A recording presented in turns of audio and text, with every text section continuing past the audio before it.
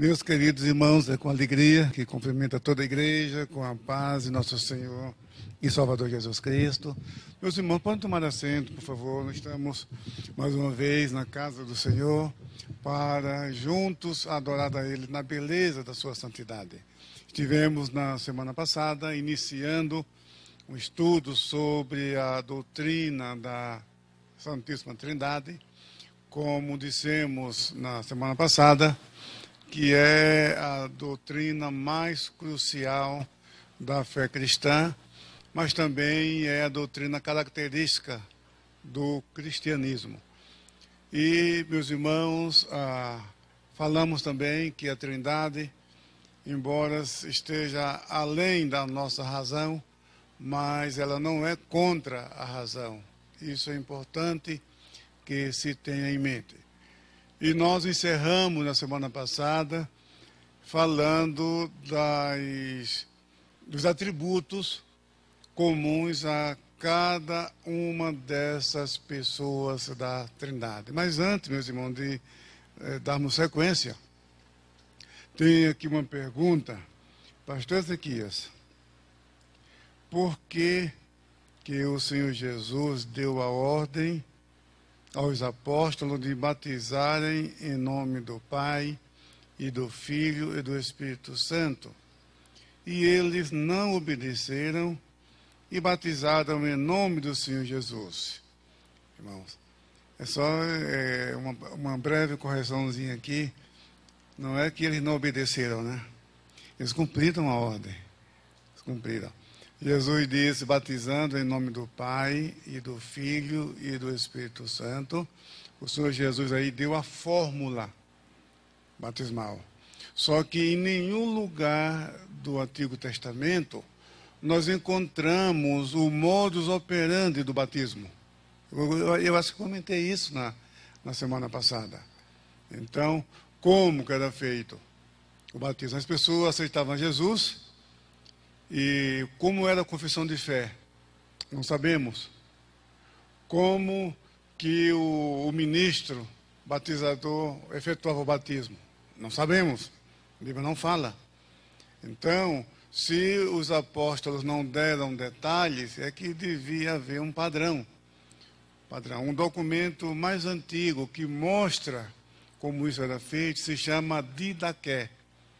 Didaqué, outros pronunciam Didaquê, porque essa letra grega, ela tem as duas pronúncias, tem a pronúncia aberta e a pronúncia fechada. Didaqué quer dizer ensino.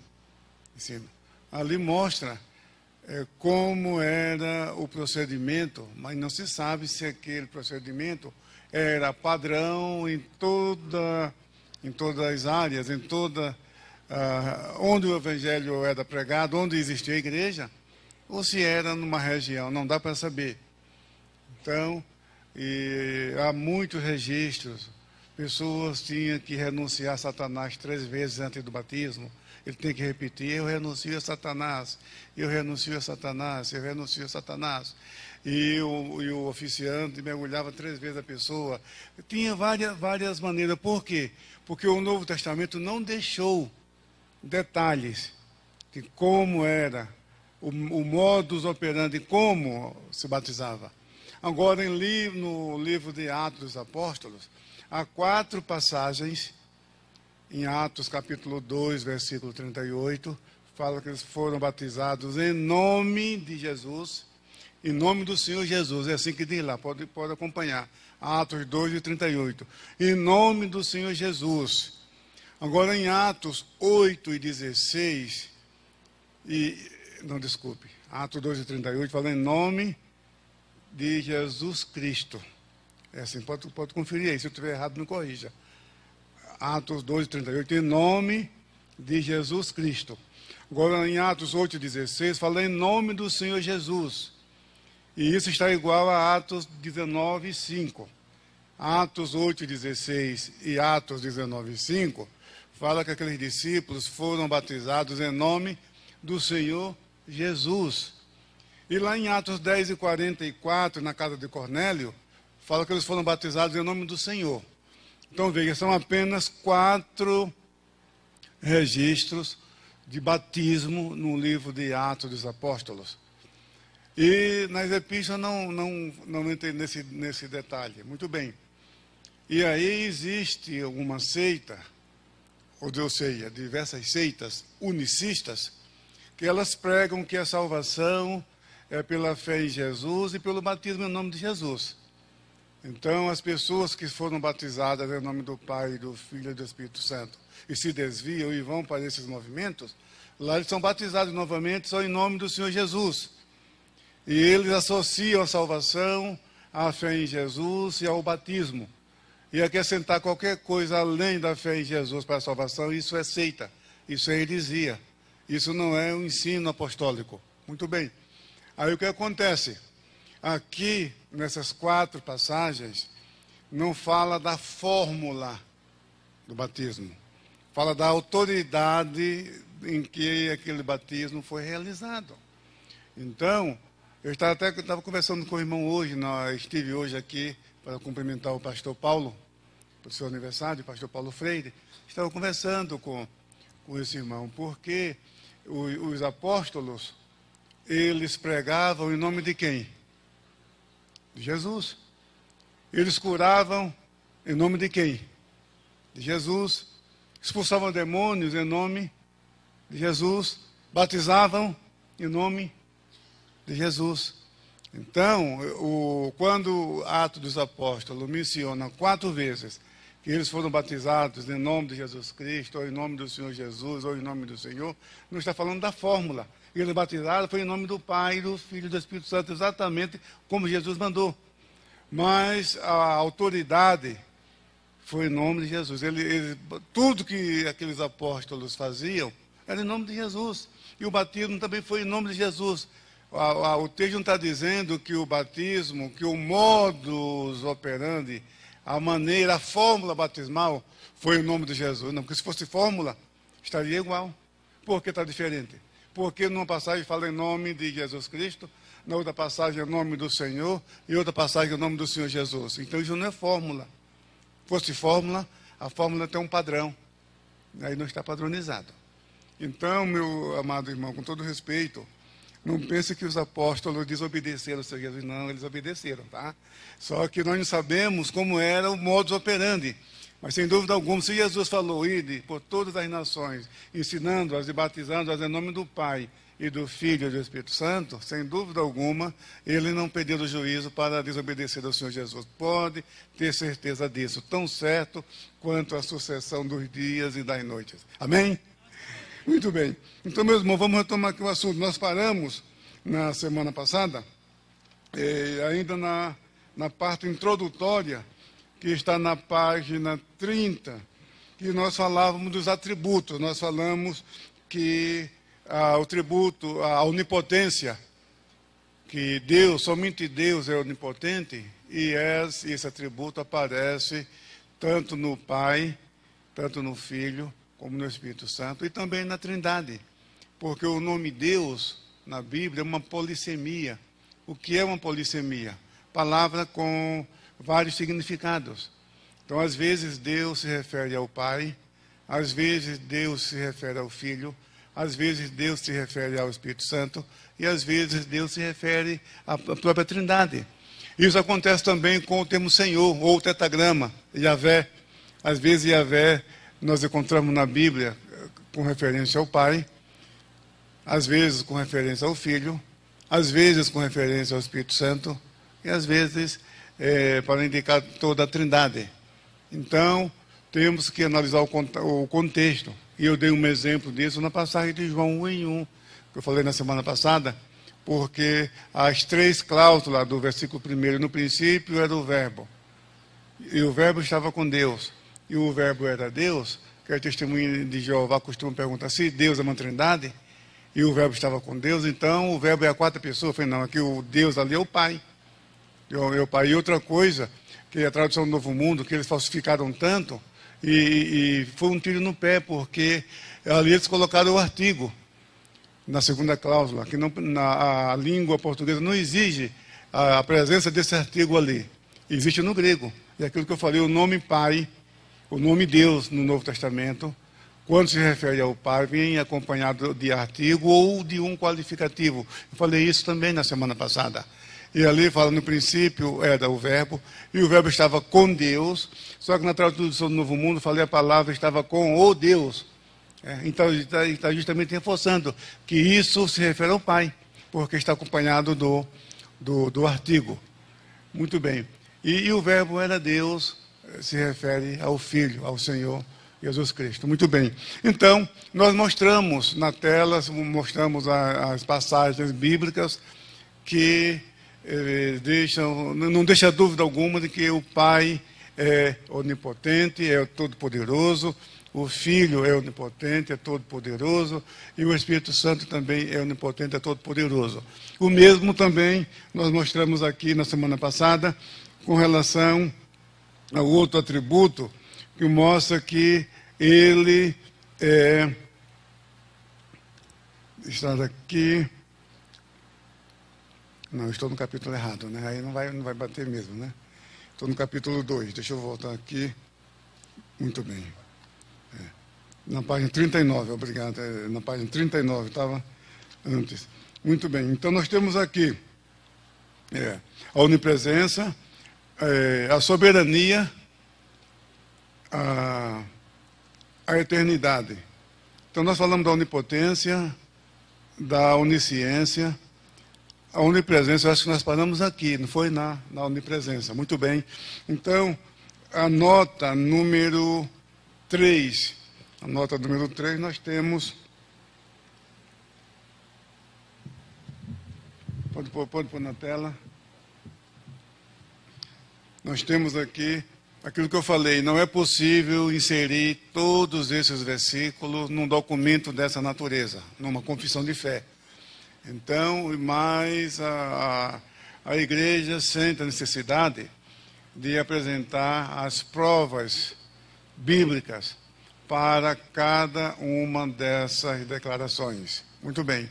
Então, o arranjo foi colocar essa lista de versículos que confirma essa declaração, que é muito, muito importante. Muito bem. Então, nós temos aqui, olha. Não é aqui, é o da semana passada. Da semana passada. Porque é importante. Alguém pergunta para você, mas onde está escrito que o Espírito Santo é onisciente? E você precisa saber, precisa mostrar isso na Bíblia para a pessoa. Eu acho que eu vou pegar aqui, porque aí eu posso me virar e acompanhar a leitura pela tela, né? Muito bem. Está aqui. A onisciência.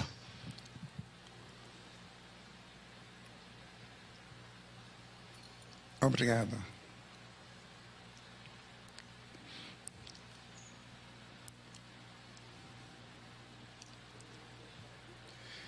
Sem problema, muito bem. Mas é o seguinte, essa passagem, vocês que têm a declaração de fé, é só ver na página 44, a nota número 2, onisciência. Tem aqui, o Pai. Senhor, tu me sondaste e me conheces. Tu conheces o meu assentar e o meu levantar. De longe entendes o meu pensamento. Cercas o meu andar e o meu deitar. E conheces todos os meus caminhos. Sem que haja uma palavra na minha língua, eis que, ó Senhor, tudo conheces. Salmo 139, versículos 1 ao 4. Então, aqui foi apresentado apenas uma passagem bíblica mostrando que o Pai é onisciente. O que é onisciente? Saber todas as coisas, tudo. Deus sabe todas as coisas, presente, passado e futuro, as coisas que foram, as coisas que são, as coisas que serão, as coisas que vão ser, as coisas que poderiam ser. Deus sabe todas as coisas. Ele conhece até o nosso pensamento. Antes, como diz o salmista, antes de o ser humano pensar em alguma coisa, Deus já sabe. Então isso é onisciência. Há outras passagens bíblicas mostrando isso, mas nós temos isso também com relação ao Filho. Então já está aqui na tela. Muito bem. A outra passagem, o Filho. Agora conhecemos que sabes tudo e não precisa de que alguém te interrogue. Por isso cremos que saíste de Deus. Isso Jesus, quando estava já chegando a hora de ser entregue nas mãos dos pecadores, Jesus estava preparando os seus discípulos e fez algumas revelações, e os discípulos foram surpreendidos, apesar de estarem há tanto tempo com o Senhor Jesus, e eles fizeram essa declaração, né?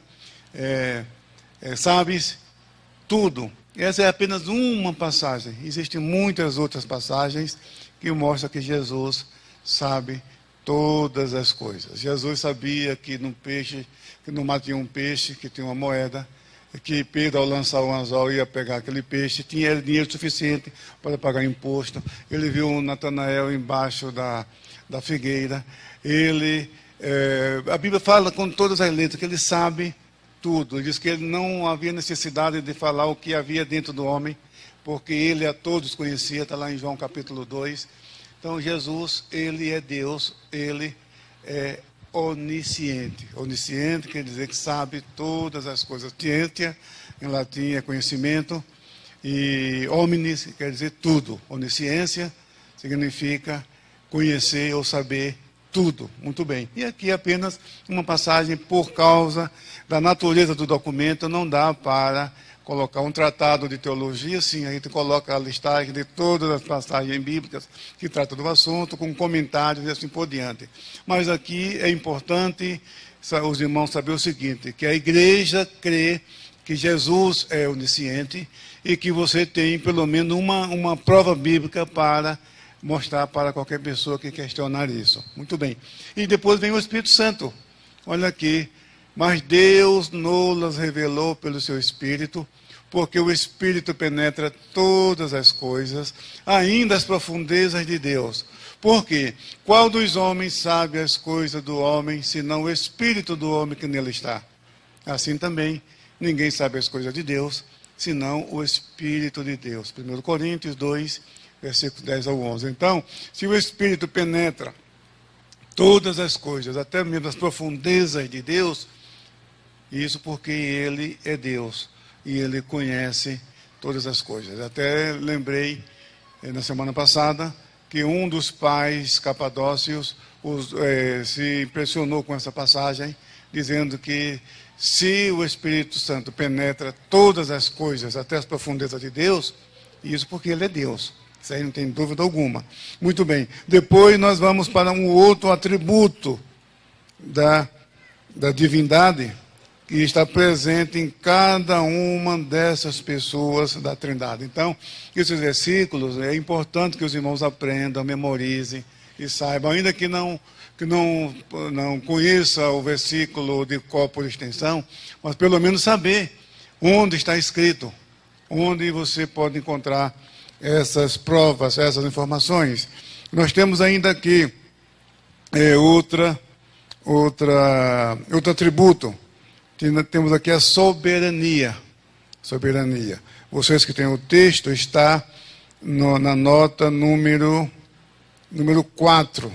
Olha o que diz aí, sobre o Pai. Olha aqui, essa passagem de Isaías 43:3, é uma só, mas existem mais, ok? Ainda antes que houvesse dia, eu sou. E ninguém há que possa fazer escapar das minhas mãos. Operando eu, quem impedirá? Olha aqui. Isso é soberania, poder do universo, poder sobre todas as coisas. Nada pode impedir a sua vontade.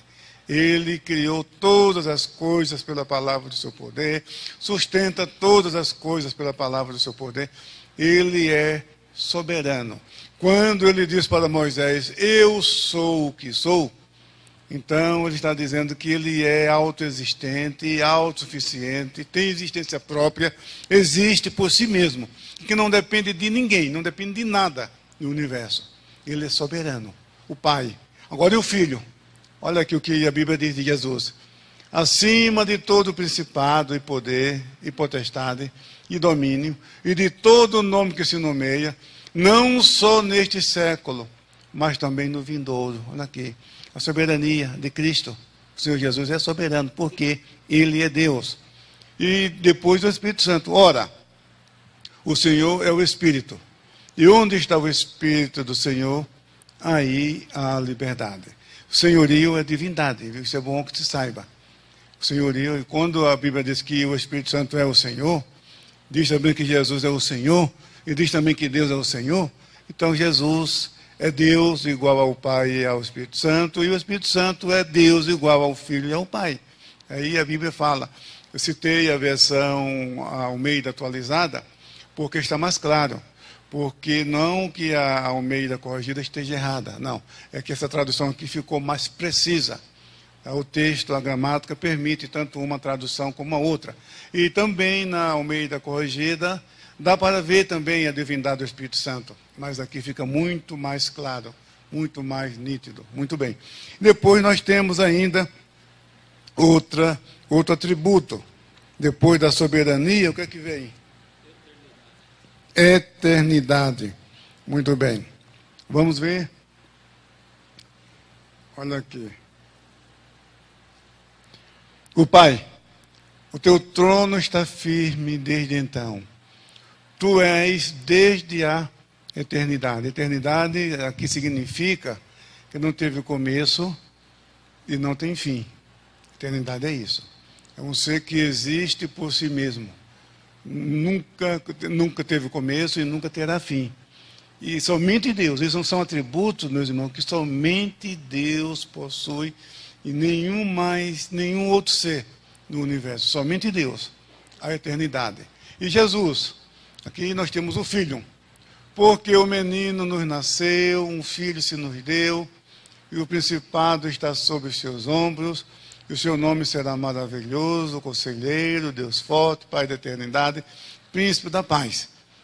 Isaías 9,6. Agora aqui, irmão, tem uma observação, porque na revista da Escola Dominical,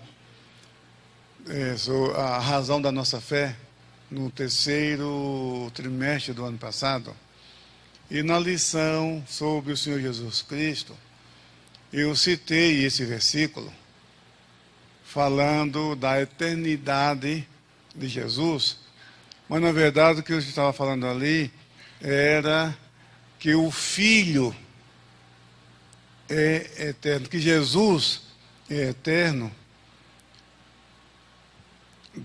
o Filho é eterno, não a partir da sua concepção no ventre de Maria. O que eu estava dizendo naquele comentário era o seguinte: quando o Senhor Jesus foi concebido pelo Espírito Santo no ventre de Maria, ele já era filho, que ele não tornou-se filho por ocasião da encarnação. Né? Então, mas só que o assunto não era esse, foi apenas um detalhe. E esse versículo de Isaías 9,6, quando fala que o menino nos nasceu, fala, e um filho se nos deu. A Bíblia não diz, o texto não diz que o filho nasceu. O que nasceu foi o menino. O menino Jesus. O menino nasceu. Por que não diz que o filho nasceu? Porque o filho já era filho. Entendeu? Então, eu fiz esse breve comentário e segui. E alguns irmãos me ligaram, até de outros estados, né?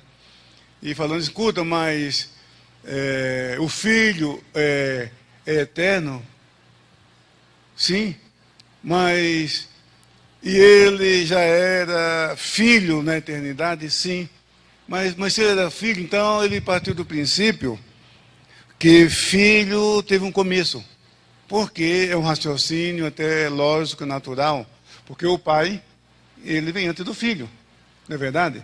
Porque se é filho, é porque ele foi gerado. Quem gerou? O pai. Então, isso é lógico. Mas isso entre os seres humanos. Mas aqui na Trindade, isso aí, irmãos, é uma doutrina que não é tratado aqui na declaração de fé. Não comentei na lição da Escola Dominical, mas eu creio que quando for publicado o comentário da nossa declaração de fé, esse assunto vai ser bem explorado, que é um assunto difícil, é um assunto complexo, tá? Porque, irmãos, com relação à Trindade, se chama pericorese. Pericorese é um termo teológico criado no século VII por João Damasceno, um dos pais da igreja, dos últimos dos pais da igreja. Pericorese literalmente significa dança em redor. O significado literal é esse, dança em redor. E se aplica ao relacionamento intratrinitariano. Relacionamento entre o Pai, o Filho e o Espírito Santo. Agora é um assunto que é muito escasso na Bíblia, onde você acha aqui e acolá algumas passagens que, por exemplo, quando Jesus disse lá em João 14, versículo 10, não creis que eu estou no Pai e o Pai está em mim? Ali está falando da pericorese. Quando você vê na oração de Jesus em João 17,5, com aquela glória que eu tinha contigo antes que o mundo existisse, é pericorese, isso fala do relacionamento intratrinitariano, antes mesmo que fossem criados os céus e a terra, antes que fossem criadas as coisas mais antigas do universo, as três pessoas se relacionavam. E isso se chama pericorese. E quando fala que Jesus é filho, já era filho desde a eternidade, e aí dá um nó na cabeça de muita gente, né? Agora você vê, aqui mesmo, quem tem, vamos abrir a página aqui na nossa declaração de fé, na página, aqui no Credo Niceno, página 218. Veja só, na página 218, no segundo parágrafo, quando fala, e em um só Senhor Jesus Cristo, Filho de Deus, unigênito do Pai, que é da substância do Pai, Deus de Deus, luz de luz, verdadeiro Deus e verdadeiro Deus, gerado, não feito, de uma só substância, com o Pai, por meio de quem todas as coisas vieram a existir. Muito bem, então aqui fala, gerado, não feito. Aqui estava dando uma resposta aos arianistas que diziam que o Filho era criatura e que ele foi feito. Muito bem. Agora, não ficou claro aqui, mas aqui está falando da geração eterna. Da geração eterna. Agora veja no credo niceno-constantinopolitano, que foi aprovado no Concílio de Constantinopla I, no primeiro Concílio de Constantinopla, em 381, cerca de 50 anos depois de Nicéia. 50 anos de debates. Muito bem? Então, alguns pontos do credo niceno foi aperfeiçoado.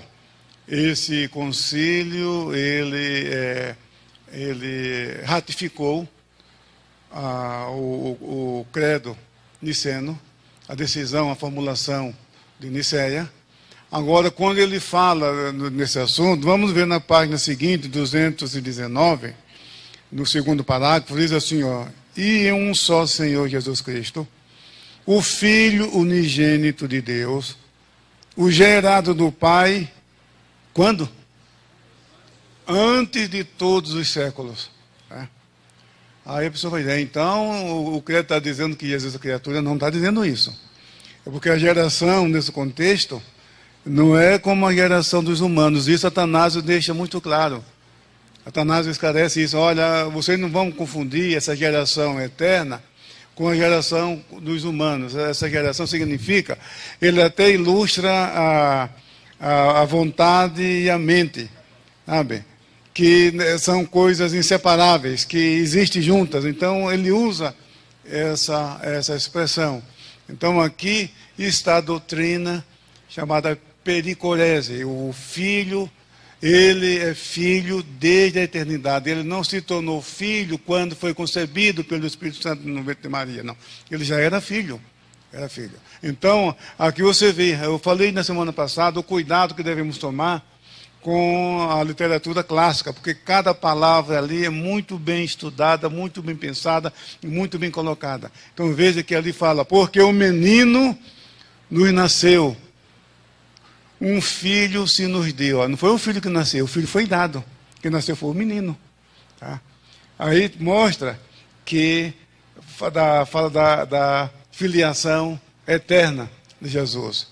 E aí, para entender isso, irmãos, eu falei na escola bíblica de Obreido, no Belém, no ano passado, eu dei um estudo só sobre isso. O tema foi esse, a filiação eterna e a geração eterna do Filho.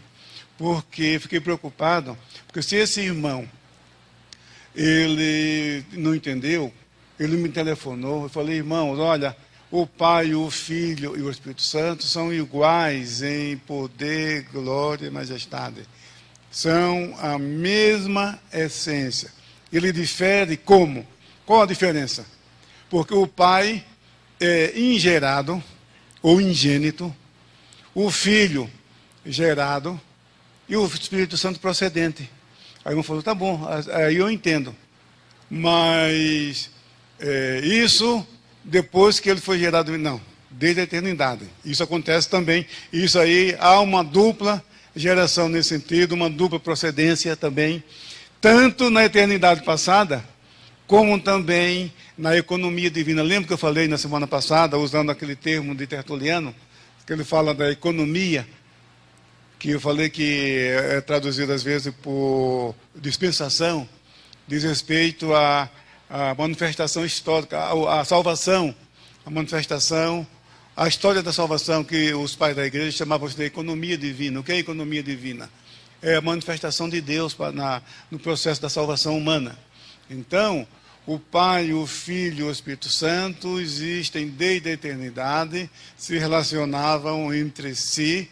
Aí, quando foi colocado em prática o plano da salvação, aí o Filho aparece como homem, o Espírito Santo vem no dia do Pentecoste, e aí a história da redenção, que já começa no Antigo Testamento, aí isso que se chama economia divina, a economia, a história da salvação. Muito bem. Então aqui nós temos o Filho como...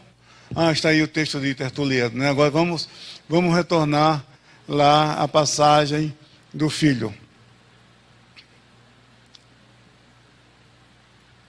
Vamos voltar lá então ao texto. Isso, está aí. O Espírito Santo... Não, é isso. Agora o Espírito Santo. Quanto mais o sangue de Cristo, que assim, o Filho está falando que ele é Pai da eternidade, né? Que ele é eterno, porque existem outras passagens que fala, Miqueias 5, versículo 2, fala, e tu, Belém, Efrata, posto que és a menor entre as milhares de Judá, de ti sairá o guia que será Senhor em Israel, e cujas saídas são desde os tempos antigos, desde os dias da eternidade. Está falando do eterno. Hebreus 13, 8, o Senhor Jesus Cristo é o mesmo ontem, hoje e eternamente. Está falando que ele é eterno, porque se ele fosse criatura, haveria tempo no passado em que ele não existiu. E se ele não existiu, ele não poderia ser o mesmo ontem. Se ele é o mesmo ontem e hoje eternamente, é porque ele sempre existiu. Ele é eterno. Há inúmeras passagens. João 1:1. No princípio era o Verbo. Está falando que ele é eterno. Porque Gênesis 1:1 fala, no princípio criou Deus os céus e a terra. E João diz, no princípio era o Verbo. Quer dizer, já existia. O verbo ser aí tem ideia existencial. Eu não lembro se eu falei isso aqui, que o verbo ser, em grego, ele tornou-se verbo de ligação a partir do 4º século antes de Cristo. Que ele veio a ser, porque o verbo ser, a ideia é existencial, de existência, existir. Então, quando fala no princípio era o verbo, quer dizer, ele já existia, ele é eterno. E quando Jesus disse, antes que Abraão existisse, eu sou. Quando Deus falou para Moisés, eu sou o que sou, está falando que ele tem existência própria. Essa doutrina se chama aceísmo. O aceísmo é isso, é o ser que existe por si próprio. Quando Jesus disse, antes que Abraão existisse, eu sou, ele não está dizendo que existia antes de Abraão, ele está dizendo que é eterno. Que é eterno. Então há inúmeras passagens, mas aqui se contenta em colocar pelo menos um exemplo, para que o irmão possa se defender quando alguém vier questionar a eternidade do Filho. Agora o Espírito Santo, sim. Quanto mais o sangue de Cristo, que pelo Espírito eterno se ofereceu a si mesmo imaculado a Deus, purificará a vossa consciência das obras mortas, para servirdes ao Deus vivo. Então aqui está, pelo Espírito eterno. o Espírito Santo é eterno. Então, aqui nós temos esse outro atributo ao Pai, ao Filho e ao Espírito Santo. Muito bem. E, continuando, a Bíblia chama, voltando à página 39, a Bíblia chama textualmente de Deus cada uma delas, ou seja, cada uma dessas pessoas. Então, a nota número 6, olha o que diz aí, a nota número 6, é chamada de Deus. E a vida eterna é esta, que te conheçam a ti só por único Deus verdadeiro e a Jesus Cristo a quem enviaste. Aqui é uma fórmula bipartida. A salvação está ligada ao Pai e ao Filho. Como as testemunhas de Jeová usam essa passagem para negar a divindade de Jesus, na verdade ela está ensinando a divindade de Jesus. É o contrário. Então, agora o que o texto está dizendo é que o Pai é uma pessoa e o Filho é outra. Mas que ambos são o mesmo Deus, porque a salvação não pode estar vinculada a um ser que não seja divino, que não seja Deus. Muito bem. E depois o Filho. No princípio era o Verbo, e o Verbo estava com Deus, e o Verbo era Deus. Esse versículo muito conhecido. Fala que o Filho, o Verbo, o Logos, que para os gregos, quando João usou essa expressão, isso foi uma coisa tão inédita, algo tão extraordinário, porque o público para o qual João escreveu o seu evangelho sabia o significado do Logos. O Logos é a palavra grega. Tem o dicionário bíblico Bookland, o dicionário universal, diz que há pelo menos 80 termos nas línguas modernas para traduzir o Logos. Geralmente é traduzido por palavra, muito comum. Mas existem muitas outras discursos, pronunciamento e assim por diante. Agora, para os gregos, o Logos era aquele princípio divino que regia o universo, que mantinha a ordem no universo. Era esse o pensamento grego, filosófico, muito em voga na época. E os judeus também. Os judeus entendiam que a palavra era Deus. No meu livro, Cristologia, a Doutrina de Jesus Cristo, eu apresento alguns exemplos no Antigo Testamento e da escola rabínica, do período interbíblico, o que ele usava, o sentido de palavra. A palavra não é simplesmente um conjunto de sons para ele. A palavra era Deus. Eles sabiam disso. Aí quando João diz, no princípio, era o Logos. E o Logos estava com Deus. Até aí não era novidade nem para os judeus e nem para os gregos. Mas quando ele diz, o Logos era Deus, e no versículo 14, se fez carne e habitou entre nós, e vimos a sua glória como a glória do unigênito do Pai. Meus irmãos, cheios de graça e de verdade, isso foi uma revelação tão extraordinária. Agora o mundo grego estava sabendo que duas coisas básicas. Número 1, que o Logos era pessoal. Em segundo lugar, que seu nome é Jesus. Então, isso aí, hoje, a gente, para entender um versículo desse, a gente precisa de um estudo, sabe? Se reunir, pesquisar. Não, mas naquela geração, essa declaração era muito nítida, muito clara para eles.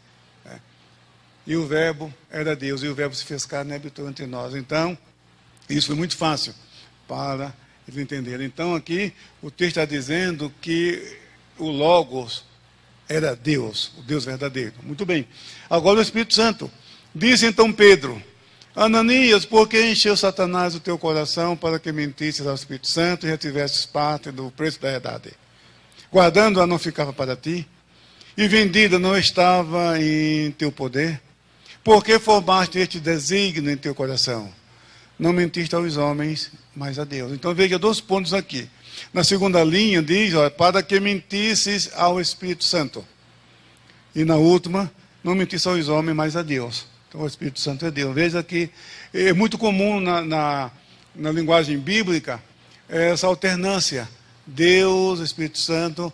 E isso nós encontramos em muitas passagens no Antigo Testamento com relação ao tetagrama, ao nome Yahvé. Nós encontramos isto. Então, é a maneira como o Espírito Santo se revelou nas Escrituras. Foi esse o padrão que o Espírito Santo estabeleceu. O Espírito Santo, ele é Deus, mas foi revelado dessa maneira. Ele não foi revelado com muita clareza como o Filho. Por quê? Porque o Filho habitou entre nós, viveu entre nós. Temos muitas informações no seu dia a dia, do seu ministério, dos seus ensinos. Então temos abundância de informação. O Espírito Santo já agiu de maneira diferente. Então nós não temos muitas informações sobre o Espírito Santo.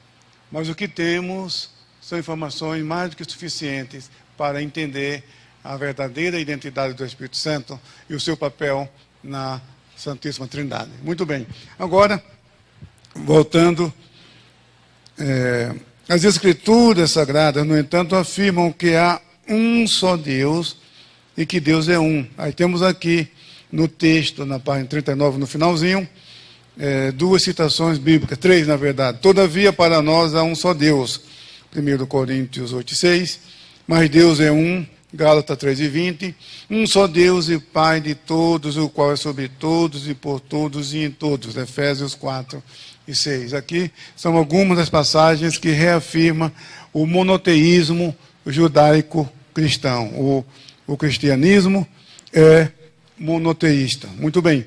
Agora, na página 40, a unidade na Trindade. Isso aqui é importante. A unidade de Deus não contradiz a doutrina da Trindade, porque Deus não é uma unidade absoluta, e sim uma unidade composta e dinâmica. É diferente do Antigo Testamento, que ensina o monoteísmo, mas abre espaço, diversas vezes, que encaixa perfeitamente a Trindade.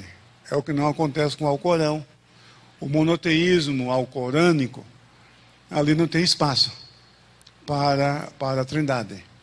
Mas o monoteísmo do Antigo Testamento deixa espaço. E aqui a declaração de fé apresenta alguns exemplos. Vamos lá. Seu relacionamento com o Filho e o Espírito Santo é desde a eternidade. Essa nota 7 é aquela que eu já citei, que está lá em João 17:5, né? Jesus disse: agora glorifica-me tu, ó Pai, junto de ti mesmo, com aquela glória que tinha contigo antes que o mundo existisse. Aquilo que eu falei, a pericorese, o relacionamento, a comunhão das três pessoas da Trindade, antes mesmo da fundação do mundo. Muito bem. Então nós temos aqui o relacionamento do Pai com o Filho. Então mostra que o Filho é eterno, Jesus é eterno. Foi a geração eterna do Filho, e ele é o Filho eterno. Não é que ele se tornou filho quando foi concebido, não. Ele já era filho desde a eternidade. Muito bem. Agora nós temos aqui o nome Elohim, plural de Eloá, Deus em hebraico, revela os primeiros vislumbres da Trindade no Antigo Testamento. É o nome que aparece na declaração: no princípio criou Deus os céus e a terra. Gênesis 1:1. O verbo criou está no singular, e o sujeito Elohim, Deus, no plural, o que revela uma pluralidade na deidade. Então, isso aqui que eu queria explicar. Geralmente os tratados teológicos afirmam que há três nomes para Deus traduzido por Deus na Bíblia hebraica, no Antigo Testamento hebraico. Quais são esses nomes? El, que é muito usado também para as divindades do paganismo, dos deuses das nações. Temos a palavra Eloá, que também se traduz por Deus, e Elohim, que é o plural de Eloá. Mas, na verdade, Eloá é o nome Elo expandido. Elo quer dizer Deus, Eloá é El mais expandido, e Elohim é o plural. Então, na verdade, seria um nome só, que é traduzido por Deus. Agora, Elohim é um nome plural. Os rabinos criaram, já na Idade Média, que eles chamam plural de majestade, o plural majestático, porque eles tinham dificuldade, porque o nome Elohim, plural, o verbo sempre vem no singular, os adjetivos que acompanham o substantivo vêm sempre no singular. Está mostrando que se trata de um Deus, de um Deus. Então, e os rabinos, os cristãos levavam vantagem, por quê? Porque nós temos Jesus e temos o Espírito Santo. Os judeus não têm Jesus, nem têm o Espírito Santo. Então, como explicar isso? Então, os rabinos inventaram, porque o plural de majestade, o plural majestático, não é gramatical. Foi criado pelos rabinos. E se usa até hoje. Eu estava vendo quando um dos ministros estava lendo na corte de Porto Alegre, no TRF4, né? Então, daqueles juízes estava lendo lá a sua sentença, e quando ele diz assim, nós entendemos, aí ele fez uma observação, o nós aqui não é majestático, estou me referindo a toda a corte, né? Então, quando ele disse, o nós aqui não é majestático, ele está dizendo que não sou eu, pessoalmente, né? Mas é a corte, porque muitas vezes nós usamos o plural para nós mesmos, pessoalmente, né? Isso é chamado de plural majestático por causa dessa explicação dada pelos rabinos para se proteger contra a Trindade. Mas, na verdade, aqui não é um plural de majestade, é um plural autêntico, verdadeiro. São três pessoas em um só Deus. Um só Deus. Então, no princípio criou Deus os céus e a terra. Então, Deus é Elohim, plural. E a explicação disso vem mais na frente, no mesmo capítulo. E disse Deus, façamos o homem. Olha aí.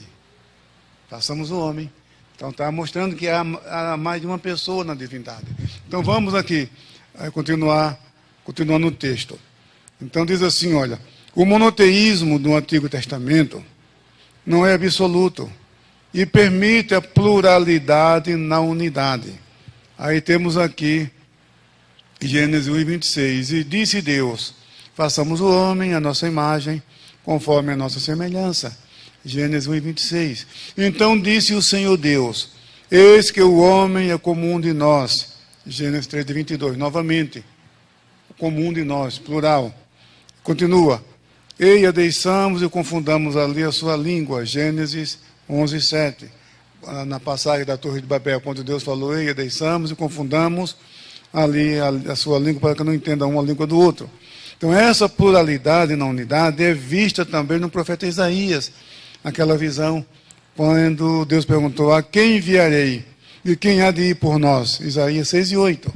Mas o Novo Testamento tornou explícito o que antes estava implícito no Antigo Testamento, mostrando clara e diretamente as três pessoas associadas em unidade e igualdade, como a fórmula batismal em Mateus 28:19, que nós já citamos aqui, e em outras passagens. Aqui nós temos as passagens clássicas da Trindade.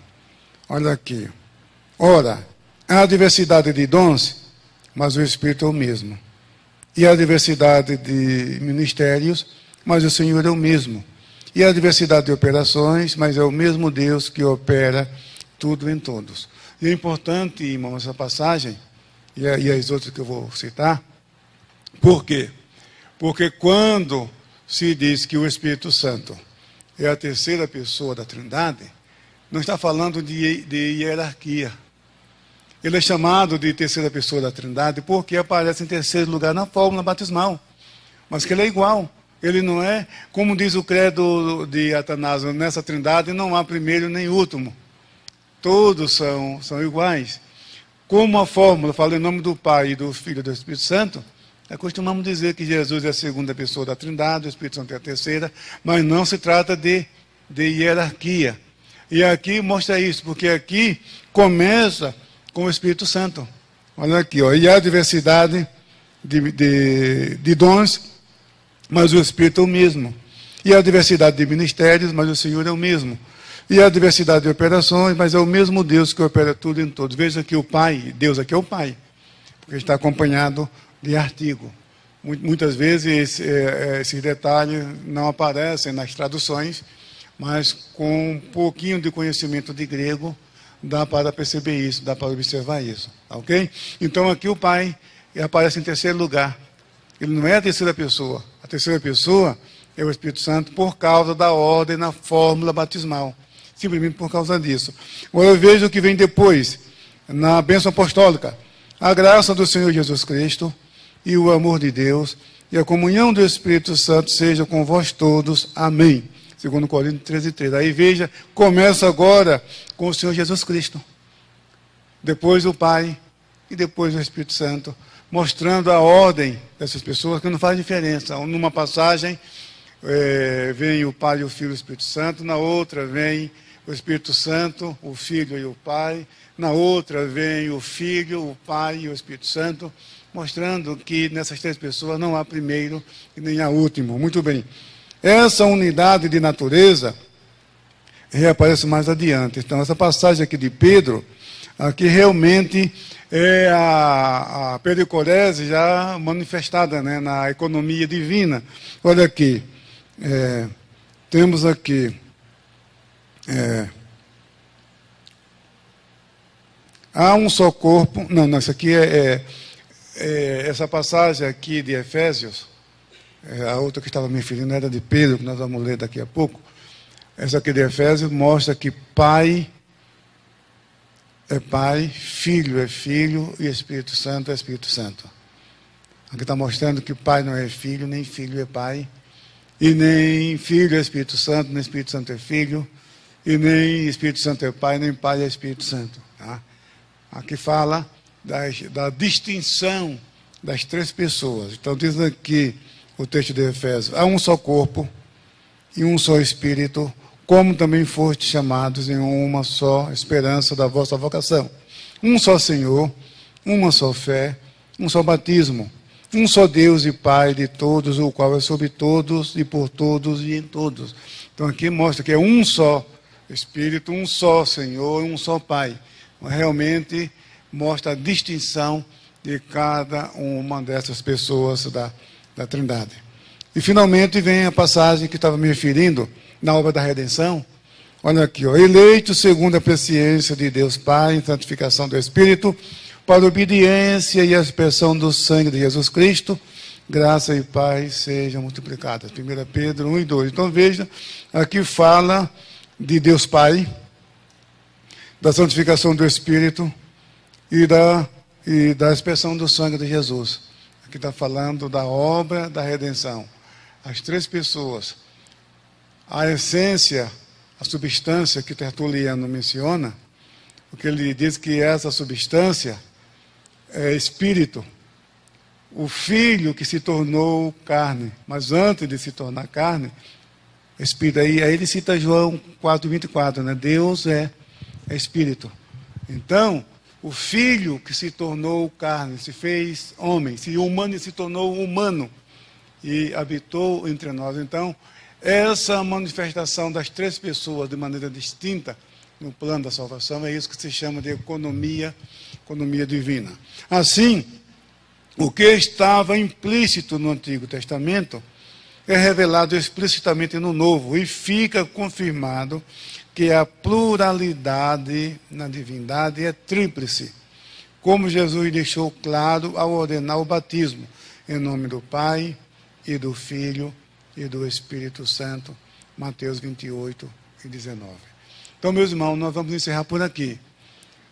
O objetivo aqui é mostrar que as três pessoas fazem parte de uma só divindade. Deus se manifestou a si mesmo usando o termo no plural.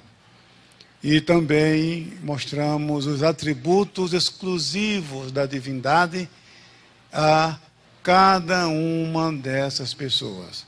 E na próxima semana, nós vamos aí, temos agora, porque negamos o unicismo, o unitarismo e o triteísmo, e também a especificação do Pai, do Filho e do Espírito Santo. Nós vamos tratar esse assunto, se nosso bom Deus permitir, na próxima semana, se Deus quiser. Muito obrigado pela atenção de todos. Deus abençoe a todos. E a gente se vê na próxima semana. Até lá, se Deus quiser. Amém?